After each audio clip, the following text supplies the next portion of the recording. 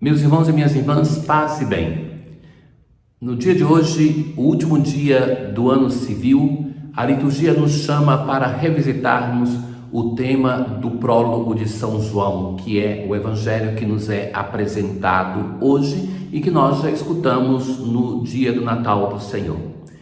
Mas a primeira leitura vai nos falar pela primeira vez do anticristo ou dos anticristos, que são aqueles que negam o mistério de Cristo, sobretudo o mistério da encarnação.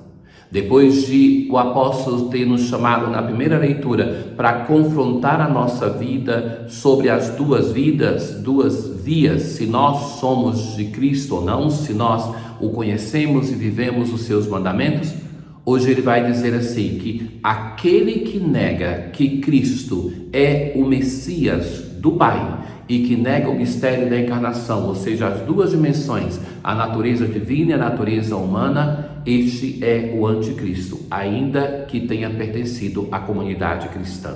Ouçamos.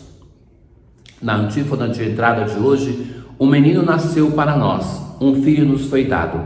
O poder repousa nos seus ombros, ele será chamado mensageiro do conselho de Deus. É do profeta Isaías, texto que nós ouvimos já no tempo de Advento, que nós ouvimos no dia do Natal do Senhor e que foi reproposto para nós em algumas antífonas de entrada já nesse tempo de Natal.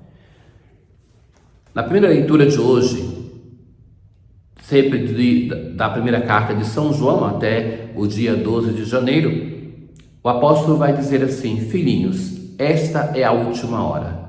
No sentido de que é a hora que aquilo que está oculto vai se revelar, vai se manifestar aquilo que alguns membros da própria comunidade cristã, daquelas comunidades que eram evangelizadas pelo apóstolo João, decidiram abandonar a comunidade, negando a pessoa de Cristo, negando que Jesus fosse o Messias, negando que o Verbo de Deus tenha se encarnado e tornado-se um de nós. Ouviste dizer que o anticristo virá. Com efeito, muitos anticristos já apareceram. Vejam que essa expressão anticristo nos causa um certo pavor, um temor. Pensamos muitas vezes que se está falando do demônio. Mas, no contexto da literatura joanina, essa expressão, dita no singular, é uma alusão ao imperador que perseguia os cristãos. O anticristo, a besta, é uma referência ao imperador. E no plural, anticristos são aqueles membros da comunidade, isso nós ouviremos no texto de hoje, que abandonaram a fé, que deserdaram, que não aceitaram algum dos aspectos, sobretudo da pessoa de Cristo, ou negando que Jesus é o Messias, ou muitos ainda que tinham a dificuldade de acreditar no mistério da encarnação, o fato absurdo que Deus tenha se tornado um de nós, na nossa carne, na nossa fragilidade. Por isso sabemos que chegou a última hora. Eles saíram do nosso meio, mas não eram dos nossos. Estavam nas comunidades, mas nunca foram de fato membros da comunidade, porque não viveram a fé cristã. Veja, caríssimos irmãos, o estar presente na igreja não nos torna automaticamente pessoas de fé. É preciso que nós nos transformemos totalmente, que nós transformemos o nosso modo de pensar, de agir, para irmos nos conformando ao Cristo.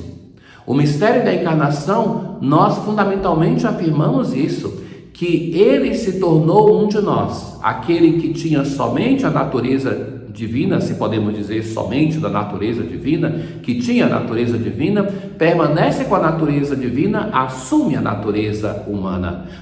Ele se humaniza para que nós sejamos divinizados, como nós vamos repetir muitas vezes na liturgia do tempo de Natal. E o modo como isso acontece, essa nossa divinização, é pela graça de Deus e pela nossa resposta, a nossa corresponsabilidade. Então, precisamos ser membros da igreja, não somente dela participando, mas sendo de fato pessoas que abraçam a fé cristã anunciada pela igreja. Mas era necessário ficar claro que nem todos são dos nossos. Vós já recebestes a unção do Santo. Esse Santo é a unção do Espírito Santo, o sacramento do batismo. E todos tendes conhecimento, todos tendes a experiência de encontro com o Senhor. Somos chamados de novo a cantar um canto novo. Dia após dia anunciai sua salvação. Assim nós rezamos no Salmo de hoje. O céu se rejubile e exulte a terra, e tudo é chamado para uma grande festa.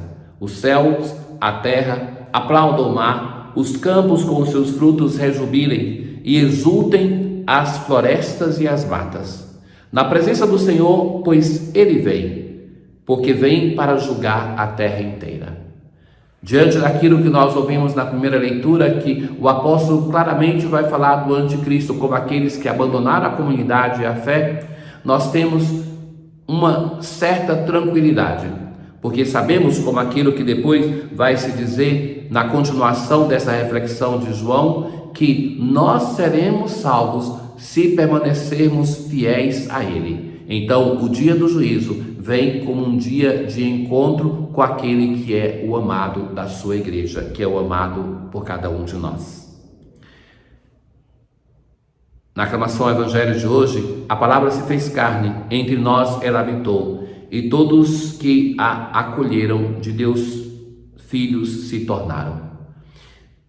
Nós, como dizia, ouvimos de novo hoje a introdução, o prólogo do Evangelho de São João, que faz merecer, por este texto, aquela imagem do evangelista que é simbolizado com uma águia. Os outros evangelistas começam a narração da história de Jesus a partir do mistério da encarnação. João olha o Verbo de Deus no seio de Deus. Um texto que acreditamos que era um hino cantado pelas comunidades cristãs primitivas e que este evangelista colocou no seu evangelho. Mas tem um aspecto aqui que é o que torna mais complexo esse texto, que é chamar a segunda pessoa da Santíssima Trindade de palavra. Essa é a tradução para aquela expressão que o evangelista vai usar, logos, que na tradução latina é verbum. E por isso em português, por vezes, nós usamos verbo, a transliteração do latim, ou a tradução palavra. A liturgia de hoje, por exemplo, está falando de palavra. O que quer dizer com isso o evangelista? Que aquela palavra que Deus dirigiu aos profetas e a tantas outras pessoas ao longo da história da salvação, para que chegasse à humanidade, a um momento Deus decide que esta palavra, porque a palavra é uma expressão da pessoa, é uma continuação da pessoa, é o modo mais comum da nossa comunicação.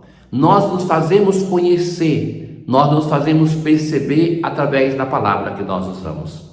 Então ele vai dizer que essa palavra de Deus, que é uma pessoa, que é a segunda pessoa da Santíssima Trindade, que Deus já buscou transmitir através de tantas outras pessoas, agora ele envia a sua própria palavra. E o prólogo é um hino a essa palavra, pré-existente, no princípio era a palavra, no princípio estava em Deus, que é a motivação da criação, que é a vida, que é a luz. Em relação a essa palavra, ele vai colocar dois personagens fundamentais, uma claramente do Antigo Testamento, Moisés, que recebeu a lei, mas que a palavra é mais do que a lei.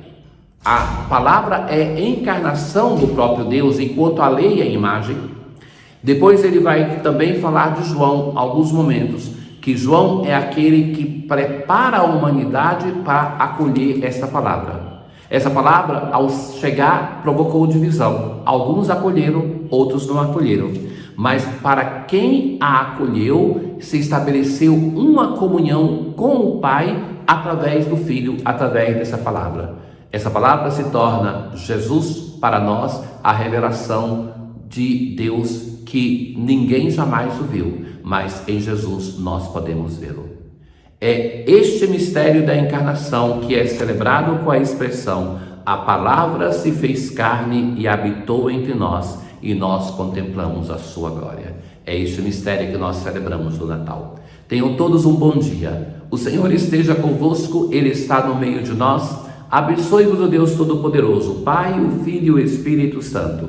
Paz.